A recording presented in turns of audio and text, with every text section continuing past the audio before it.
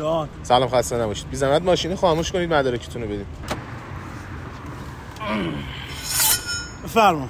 مدارک لطفا. مدارک ندارم.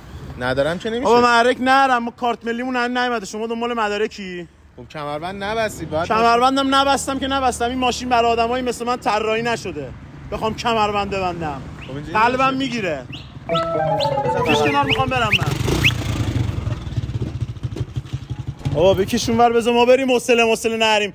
خبر بد شنیدم، حالا حوصله نرم. اینجا داستان میشه. آقا چرا داری اینجوری با مأمور قانون صحبت میکنی؟ ایشون زن و بچه داره زحمت میکشه. درسته نه؟ داداش این به فکر توئه، میگه کمربند ببند شلوارت نیفته. چی میگی بابا؟ فازت چیه؟ نه شلوار نه، ایمنی سلامتی. ایمنی سلامت جونت به خطر نیفته داداش.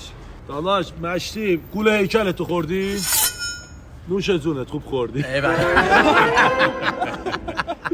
یه چی بهت بگم، این بنده خدا تو سرما و گرما اینجا وای میسته به خاطر اینکه نظم خیابونا رو رعایت کنه، ایجاد کنه. هیچ موقع با مأمور دولت بد صحبت نکن، به فکر سلامتیته. و جنه تو اون کمربند رو نبندی ببندی فرقی به حال ایشون نمیکنه. حالا هم یه معذرت خواهی کن بدو ببینم سریعا. الان میبینیم ما چقدر قوانین رو رعایت کرده بودیم، اصلا با ما کاری نداره، فقط به تو گیر داده. داشی تو با این هیکل ورزشکاری به تو نمیاد با مأمور اینجوری صحبت کنی. ازش معذرت خواهی کن. زر نزن. جناب شرمنده ببخشید، من یه خبر بد شنیده بودم، یه ذره حال مالم میزون نبود.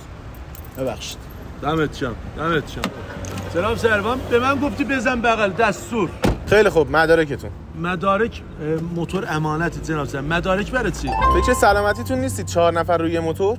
جناب سروان موتور امانت، مدارک نداریم. من پیرو قانونم. موتورتون باید بره پارکینگ. مدارک لطفا. آخه از اونی هم که امانت گرفتیم اونم دزدیده، مدارک نداره، سوویته. مگه سیبیه؟ نه سیجیه. میخندید؟ موتور پارکینگ. من نذاشتم اون پسره بهت بی احترامی کنه، الان به من میگی موتور باید بره پارکینگ. ول کن، ناموسم ول کن. گلش کردم تو رو خدا. گلش